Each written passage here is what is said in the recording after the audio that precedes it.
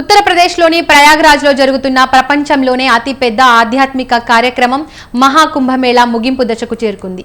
ఈ నెల 26న కుంభమేళా ముగియనుంది. మరో 4 రోజులు మాత్రమే ఉండడంతో భక్తులు పోటెత్తారు.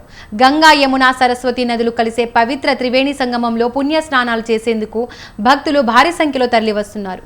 గత 5 రోజులుగా రోజు 1 కోటి మందికి పైగా భక్తులు సంగమంలో నదీ స్నానాలు ఆచరిస్తున్నారు.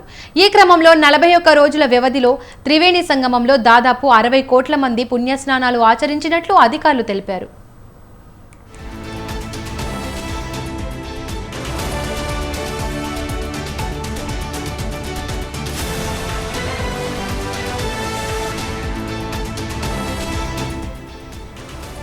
మహాకుంభ శక్తిని యావత్ ప్రపంచం కీర్తిస్తోందని యూపీ సీఎం యోగి ఆదిత్యనాథ్ అన్నారు. మన రాష్ట్ర సామర్థ్యం, అభివృద్ధిపై నమ్మకం లేని వారు కుంభమేళాపై బురద జల్లే ప్రయత్నం చేస్తున్నారని విమర్శించారు.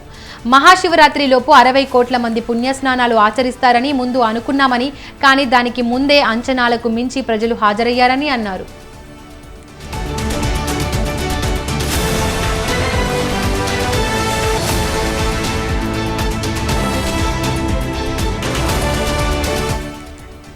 జనవరి 13న ప్రారంభమైన మహాకుంభమేళా ఫిబ్రవరి 26 శివరాత్రి వరకు ఈ కుంభమేళా కొనసాగనుంది. దాదాపు 45 రోజుల పాటు జరిగే ఈ మహాకుంభమేళాకు ప్రపంచం నలుమూలల నుండి దాదాపు 50 కోట్ల మంది భక్తులు వస్తారని యూపీ ప్రభుత్వం ముందుగా అంచనా వేసింది. అయితే అంచనాలకు మించి భక్తులు తరలి వస్తున్నారు. మరో 5 రోజుల పాటు భక్తుల రద్దీ ఇదే విధంగా కొనసాగితే మహాకుంభమేళాలోనే పవిత్ర స్నానాలు చేసే భక్తుల సంఖ్య 65 కోట్లు దాటుతుందని యోగి ప్రభుత్వం అంచనా వేస్తోంది.